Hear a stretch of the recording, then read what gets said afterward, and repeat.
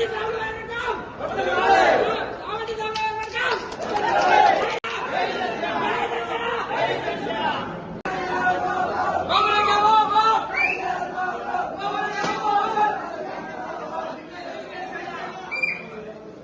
అధిష్టానానికి తెలియపరిచి అలానే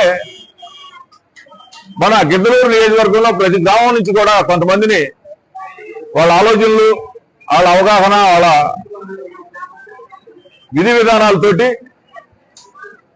ఎందుకంటే ఎలక్షన్ కూడా దగ్గరికి వచ్చింది కాబట్టి ఒక 2-3 రోజుల్లోనే అందరితో సమాలోచన చేసి దీన్ని ఖచ్చితంగా ఒక ప్రక్రియ ప్రకారం ఈ కార్యక్రమాన్ని, ఈ నియోజకవర్గానికి సంబంధించిన విషయాన్ని, పూర్తయిన నిర్ణయాన్ని మీ ప్రజలందరితో కూడా పంచుకొని ఒక 3 రోజుల్లో మీ ఆలోచన ప్రకారం ఎలా చేస్తే బాగుంటుంది అనేది, అలానే అధిష్టానానికి కూడా తెలియపరిచి ఎలా చేస్తే బాగుంటుంది అనేది అందరి యొక్క సలహాలు తీసుకొని ఒక 2-3 రోజుల్లో ఇక్కడ మంచి ప్రోగ్రాం పెట్టి గ్రామ స్థాయిలో ఇదంతా కూడా నిర్ణయం తీసుకోవడం జరుగుద్ది.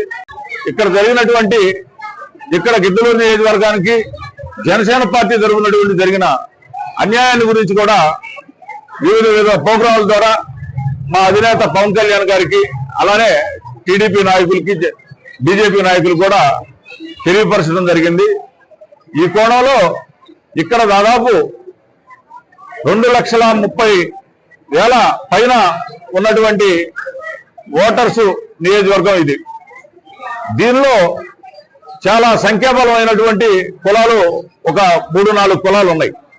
వాటిలో ప్రప్రదంగా చెప్పుకోవాలంటే యాదవ్ కమ్యూనిటీకి సంబంధించినటువంటి సంఖ్యాబలం దాదాపు 50,000 పైచిలకు ఉంటే, అలానే కాపులు 45,000 పైన ఇక్కడ ఉండడం జరిగింది. ఇద్దరు వచ్చి 1,00,000 మంది ఉంటే, అలానే ముస్లిం సోదరులు అవ్వచ్చు, వైశ్య సోదరులు అవ్వచ్చు, ఎస్సీలు అవ్వచ్చు, ఎస్టీలు అవ్వచ్చు, వివిధ ప్రతి కులంలో కూడా 20 నుంచి 24-20,000 మంది తగ్గకుండా ఉన్న తరుణంలో ఒకే సామాజిక వర్గానికి సంబంధించినటువంటి ఒక 27,000 ఓట్లు, 30,000 ఓట్లు ఉన్న వాళ్ళకి ఈరోజు సీట్లు కేటాయించడం అనేది ప్రతి కులంలో కూడా మాకు ఫోన్లు చేసి ఇక్కడ జరిగినటువంటి అన్యాయానికి ఖచ్చితంగా న్యాయం చేకూర్చే విధంగా ఇక్కడ చేయాలనే ఆలోచన నాకు చెప్పడం జరిగింది.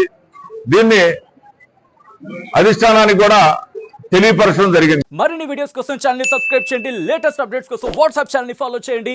అండ్ లింక్ డిస్క్రిప్షన్ లో ఉంది.